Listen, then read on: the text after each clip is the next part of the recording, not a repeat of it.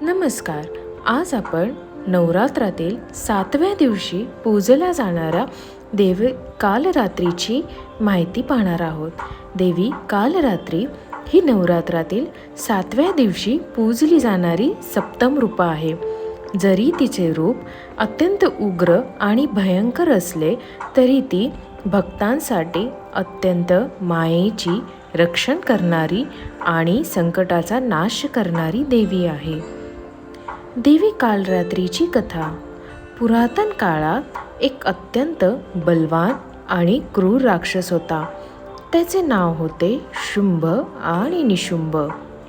त्याने अनेक यज्ञ तपश्चर्या करून देवतांना पराभूत केले आणि स्वर्गावर ताबा मिळवला.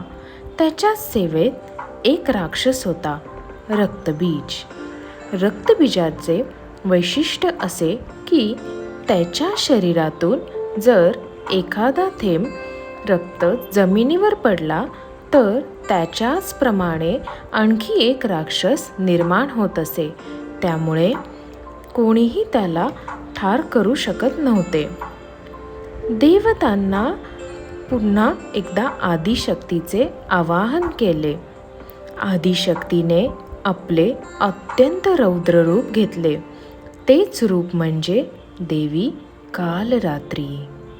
ती काळ्या मेघासारखी, काळे केस मोकळे, डोळे लाल आणि श्वासातून अग्नी निघणारी होती. तिचं रूप पाहून दैत्यही घाबरले.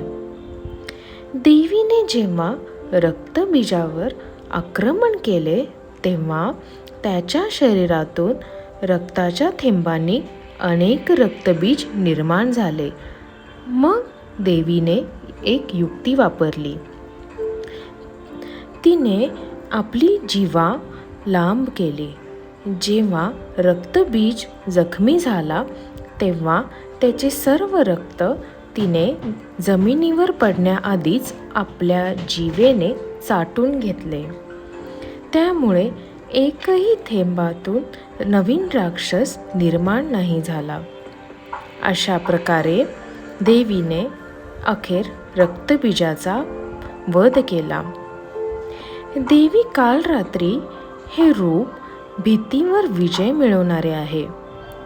ती भक्तांना अज्ञान, अंधार, भय, वाईट शक्तीपासून वाचवते.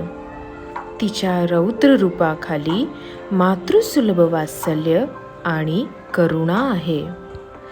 देवीच्या उपासनेने नकारात्मक ऊर्जा, नजरदोष, भूतबाधा यापासून रक्षण होते. देवीची आराधना केल्यास भय दूर होते आणि मनाची स्थिरता येते. देवी मंत्र. ओम कालरात्रे नमः. स्तोत्र. या देवी सर्वभूतेषु शक्तिरूपेण संस्थिता.